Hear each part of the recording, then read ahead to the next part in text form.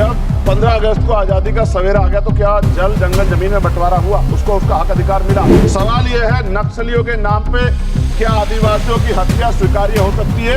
ये सदन क्यों नहीं सुनना चाहता? SC ST OBC के अन्याय के बाद क्यों नहीं सुनना चाहता? लेकिन सवाल यह, बाबा साहब अम्बेडकर ने भी ये धर्म छोड़ा था क्योंकि यहाँ जाति व्यवस्था खाई है, ऊंच नीच का भाव। बड़ी चिंता के साथ सभापति, बहुत इंपॉर्टेंट है, आप सुनिए, बहुत इंपॉर्टेंट है। बड़ी बात यह है, उन्होंने ट्वीट किया 2 दिन पहले, मैं चाहता था मैं उनको जवाब दूं। उन्होंने आरक्षण को कोसने का काम किया, ये भाजपा की सोच है। जवाब देना चाहिए भारतीय जनता पार्टी को। ये सदन कब उनसे माफी मांगा जिनके साथ हजारों साल अन्याय हुआ और आज भी उनको रोटी कपड़ा मकान के लिए अन्याय लड़ना पड़ता है। धन्यवाद सभापति जी।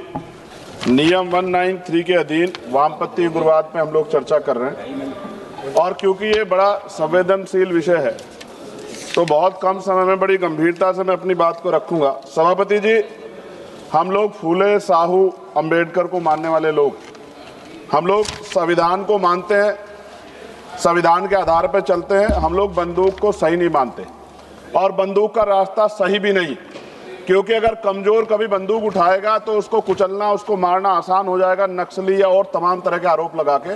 इसलिए बाबा साहब ने कलम की बात की और कलम को हथियार बताया।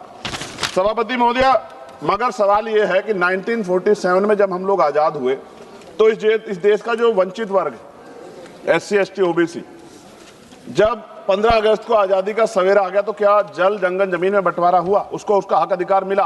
अगर उसको जमीन मिल जाती, घर मिल जाता, उसको अवसर मिल जाते तो आज प्रधानमंत्री आवास योजना नहीं चलानी पड़ती।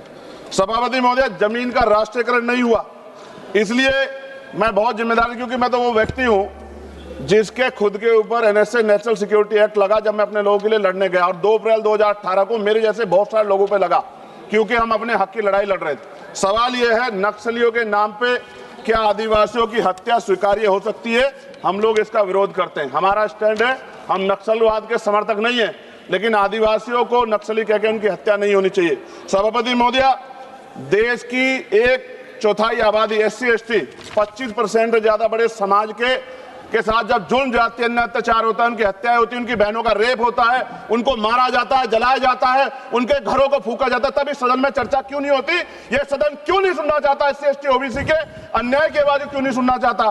कितनी चर्चाएं होती हैं, आज हालात कितने सारे अलग अलग हैं, लेकिन चर्चा इतने बड़े 25% समाज पे क्यों नहीं होती, 52% OBC पे क्यों नहीं होती?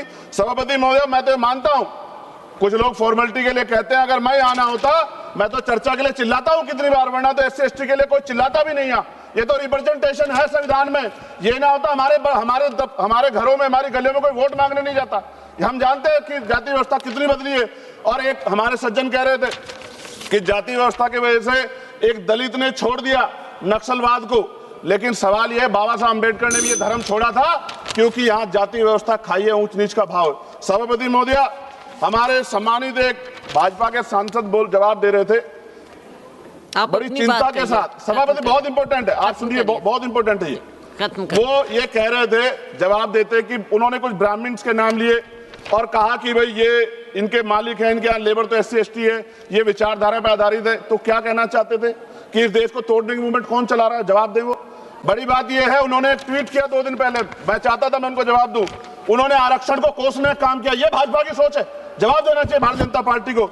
सभापति महोदय, मैं 1000 से ज्यादा जवानों की जान गई है 2010 से लेकर 23 तक। CRPF के जवान संसद की सुरक्षा करते हैं, बॉर्डर की सुरक्षा करते हैं। अभी असिस्टेंट कमांडेंट अजय मलिक की उसका पैर उड़ गया, उनको प्रमोशन नहीं मिल रहा है। सुप्रीम कोर्ट उनके फेवर में थी, सरकार रिव्यू पिटीशन में गई, फिर उनके फेवर में थी। खत्म करूंगा 30 सेकंड में। सभापति महोदय, फिर भी बिल आ गया। मैं ये पूछना चाहता हूं, क्या एक CRPF BSF जो CAPF के हमारे जवान है, क्या उनकी शहादत नहीं है? क्या उनको जो है शहीद का दर्जा नहीं मिलना चाहिए? उनको पुरानी पेंशन का लाभ नहीं मिलना चाहिए? उनको सभापति सुविधाएं नहीं मिलनी चाहिए? सम्मान नहीं मिलना चाहिए? और अंत में सभापति महोदय, इस देश में जवान शहीद होता है, उसको शहीद का दर्जा मिले, उसको सम्मान भी, लेकिन देश की सुरक्षा करते हैं। हम तो सम्मान करते सेना का।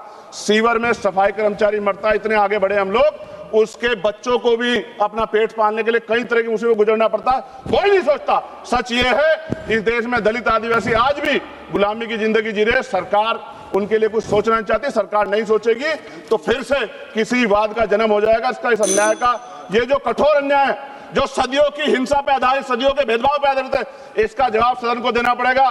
सभापति महोदया, नेपाल में नई सरकार बनी, उन्होंने कहा हम दलितों से सार्वजनिक रूप से माफी मांगेंगे कि जो हमने उनके साथ अन्याय किया।